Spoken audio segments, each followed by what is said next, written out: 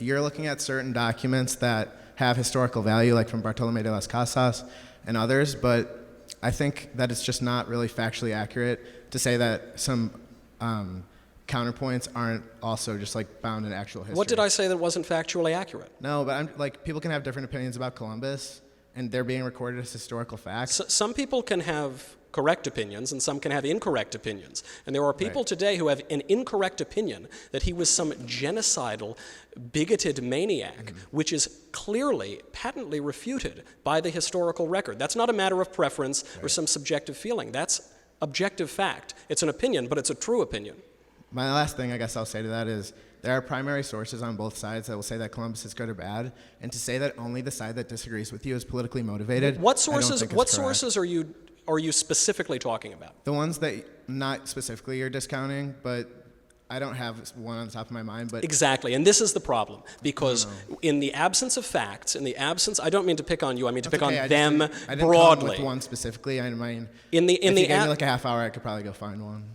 Well, you certainly think that you could. Yeah. In the absence of historical knowledge, people have replaced what was once historical knowledge with broad narratives based on ideology, based on the headlines of Vox.com articles. They say, surely there are primary sources on both sides of the question of Columbus's character. Surely there must be some legitimate primary source document that buttresses my totally random and arbitrary opinion that he's a genocidal anti-Indian maniac. The problem is there isn't. There is one document, that is the one document that any of them assert as evidence that Columbus was some genocidal maniac, and the document was written by his chief political rival. Now, you can point to that and say that that has some merit. I'm not saying it's totally valueless just because he was a political rival, but the vast preponderance of evidence not only provides a different perspective, but utterly contradicts the narrative that the left is pushing about Christopher Columbus, because it is anti-historical.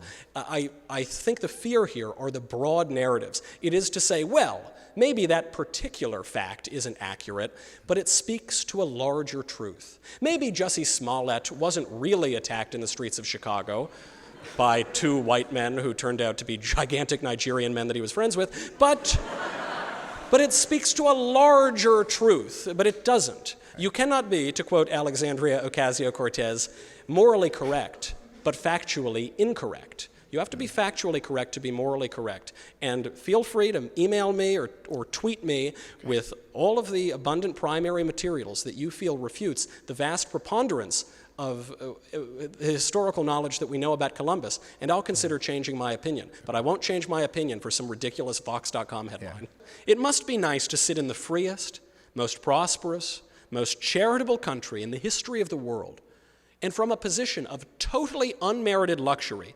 slander the man who made it all possible, without even having the decency to read past a Vox.com headline on the subject.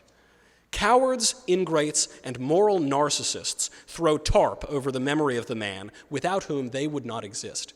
Those who call him a murderer and a tyrant, and whatever other nonsense they belch, should consider some other words of Columbus, which he addressed to the Spanish sovereigns in his Lettera Rarissima. He wrote, quote, "Let those who are fond of blaming and finding fault, while they sit safely at home, ask, 'Why did you not do thus and so?' I wish they were on this voyage. I well believe that another voyage of a different kind awaits them, or our faith is naught." For those of you who didn't catch that last part, he's telling his preening detractors to go to hell, and so am I. Thank you very much.